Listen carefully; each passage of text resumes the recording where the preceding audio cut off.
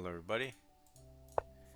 We have a game with the white pieces against Frad 846. Now we might get a Ruy Lopez, our first one. Let's bring the knight out, attack the pawn, and see.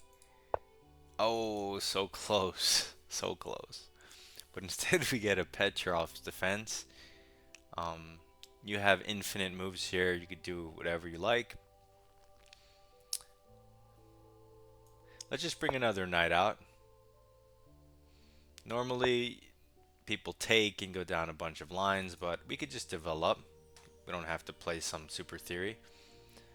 And now they have all four knights out. Totally symmetrical. Not a Ruy Lopez, but okay, let's try to... I normally wouldn't put my bishop here, but let's put it here in the spirit of the Ruy Lopez, even though my knight is on the wrong square for that opening. So he hits the bishop, and in the spirit of the Ruy Lopez, we're going to bring it back.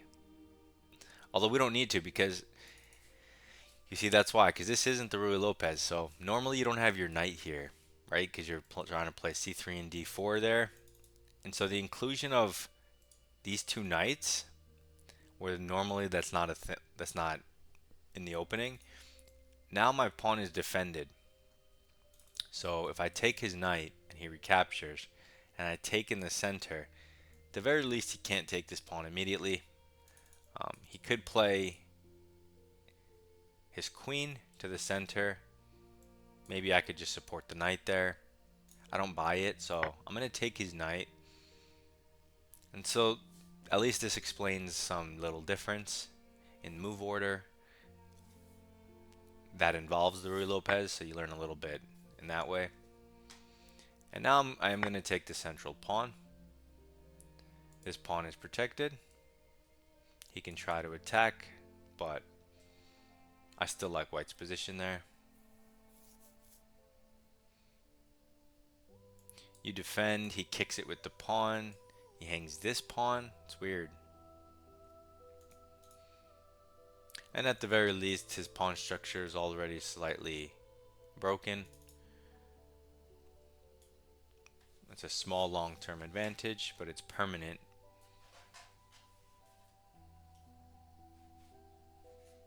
So now he's thinking, I'm up a pawn, and he just develops, eyeing the dark square. We have this additional move of knight back, which hits the bishop, but that's not really good because you block your own d-pawn. And you can play d4 right off the bat because it's supported by the queen. And that's what we're going to do, taking the center for free with gain of time. He has to move his bishop. He might keep the diagonal or he might go for the pin. Let's see. Doing anything else is weird.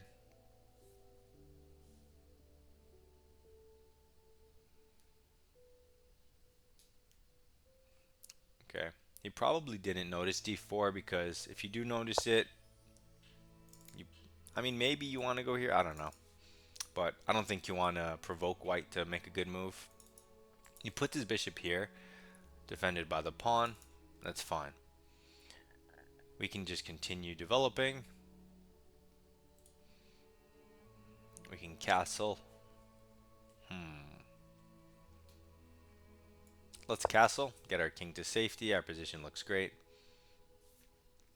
We have this strong knight on e5, which is annoying because he can't kick it with d6 the way he wants to until he defends the c-pawn. But he does not take my advice, and he hangs that pawn, which hits the queen in return. So let's do that, and that's our second pawn. Now we're up. He has to move his queen up one and attack our knight, but instead he hangs it, which is unfortunate. He takes with the king.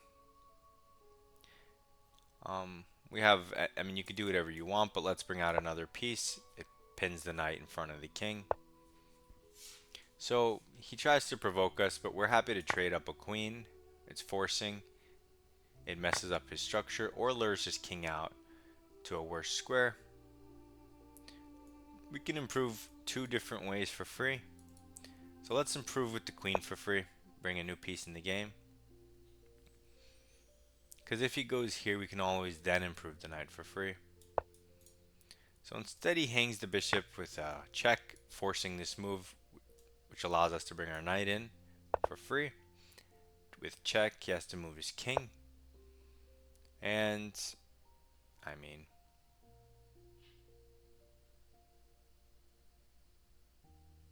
why isn't this checkmate?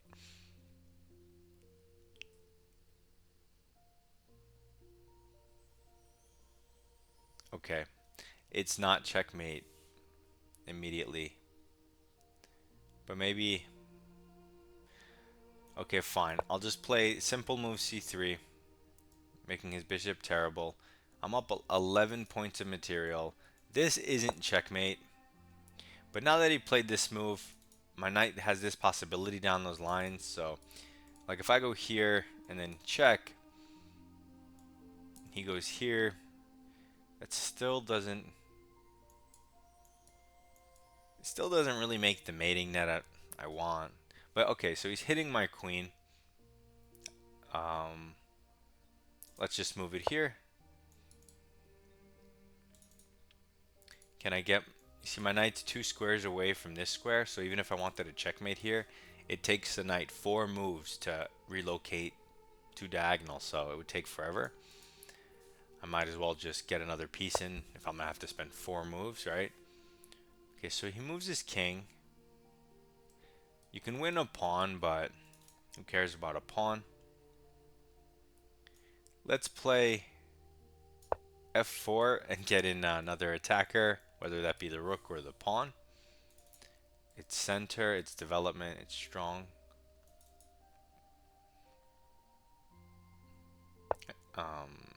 I'm not taking the bishop because I'm using it at my knight as an attacker and his bishop is bad.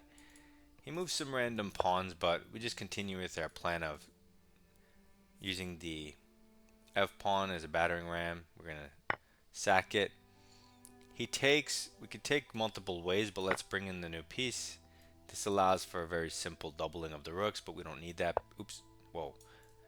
Well, I meant to right click, but I left clicked. Because we have this simple queen takes, and then king here.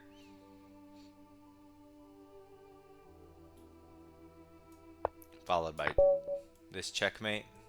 Creates a nice triangle laser. So, I mean, that was a very straightforward game. Let's get another one. Okay, so he opens up with e4, and we play d6, controlling the e5 square. He now plays d3. We're still going to play knight f6, even though it's not threatening to win the pawn. We're happy to see d3 instead of d4 because it's overall less aggressive. He brings his knight out and attacks his bishop out and attacks our knight. So now when we play g6, he does have the possibility of messing up our pawn structure, but that ensures the safety of our king because we have a fourth pawn, and we would have the only dark square bishop, so I'm willing to go for that. He's now contemplating. He decides against it. He plays a bishop move that doesn't do much. So now we're free to fianchetto, and when he takes, we still have the option of taking with the pawn, but maybe not also.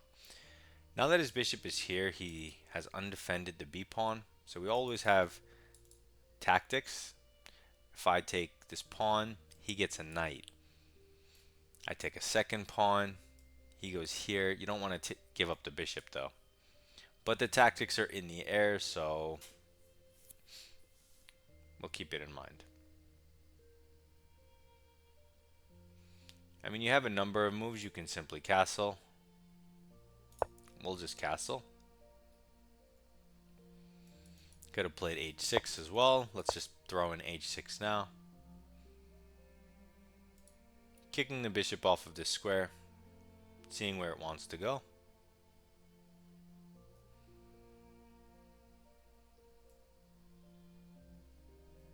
If it trades, I'm happy, of course, because I have this awesome diagonal. Otherwise, I mean, he takes, which is not recommended. Now we come with a threat, and I will take that rook and the pawn. Now that I'm not giving up 2 pieces for the rook, just 1 piece. Even then you can keep your bishop, but a rook and a pawn is 6, so. He pushes, which blunts the bishop, threatens maybe to continue pushing. That's fair. But we can also still fight for the center. We don't have to concede control, full control. We can play e5 or c5.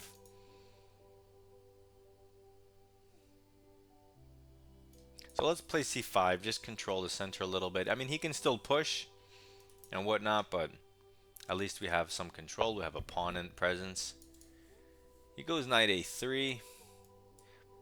Not really sure what that's about. Maybe he's going to go back and support the center further. It's an idea. But at this point in time, we can develop either minor piece. I think I want to develop my bishop first to give the bishop a good square before he plays h3. And when he plays h3, which they're likely to immediately do, you take the knight, and that way the knight no longer controls the dark squares in the center, making your control over the dark squares greater. He retakes with the bishop. He does look at this diagonal, but only if he pushes, and that would sack a pawn, and we're going to block that diagonal with the knight on its best, most natural square. And he does just jettison the pawn, but this isn't good because you don't want to trade your bishop for the knight, and you just lose a pawn. So, lose-lose. You could even take this with this, and when he takes your pawn, move your rook over. He doesn't really have a good square for his bishop, but whenever he moves it, you can take the b pawn. That's a little more, fancy. I just want to take the pawn in the center without ruining my structure, so I'll take with the bishop. I can always retreat to g7. And now I'm just up a pawn, a central pawn, with the dragon's structure, Sicilian dragon. It looks nice. My 2 minor pieces have great squares, no problems. He moves the knight. This creates 0 threats and allows us to improve our position for free. Often when you have the dragon structure, your plan is to play a6, b5, gaining queenside space, and now we get to play a6 for free. So this only helps our plan, and he has to go back. Of course, you don't want to play b5 immediately because your knight would hang.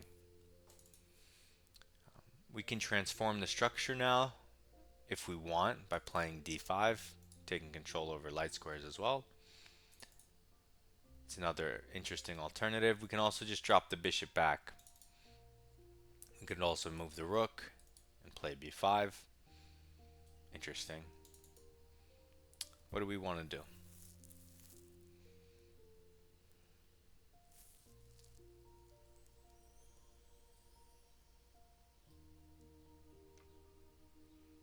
Let's take full control over the center.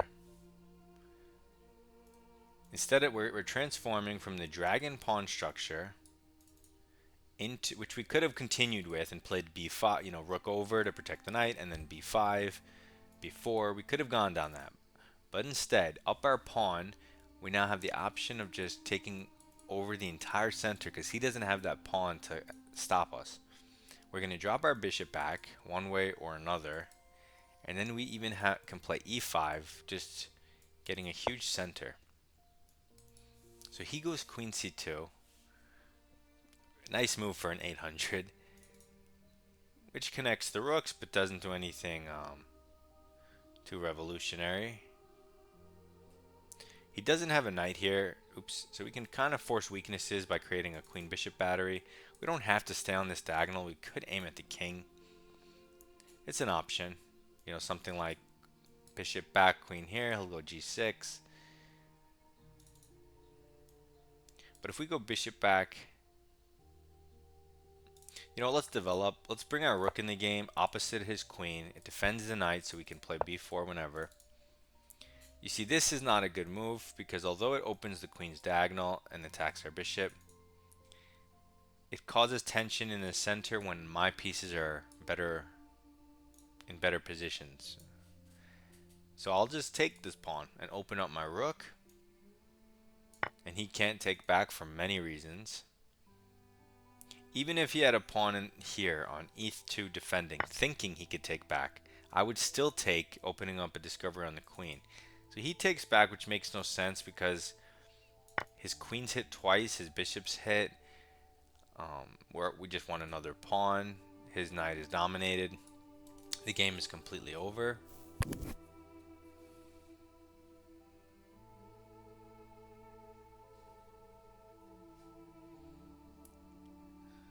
And he has no good moves.